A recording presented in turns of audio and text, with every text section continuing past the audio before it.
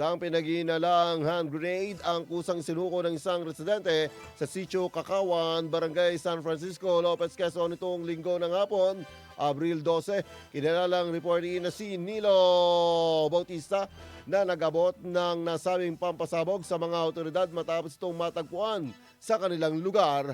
Agad namang rumesponde ang pinagsanib na pwersa ng 2nd Quezon Provincial Mobile Force Company, Lopez Municipal Police Station, PNP Intelligence Group, Regional Intelligence Unit 4A, Provincial Intelligence Team, South Quezon at 85th Infantry Battalion ng Philippine Army.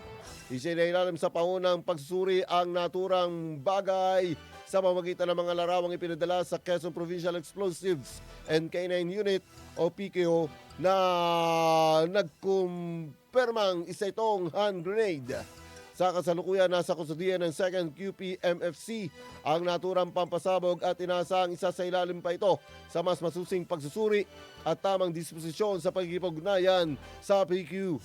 Ayon sa pulisya, walang naiulat na nasaktan o napinsala kaugnay ng insidente. IFM News Lucena.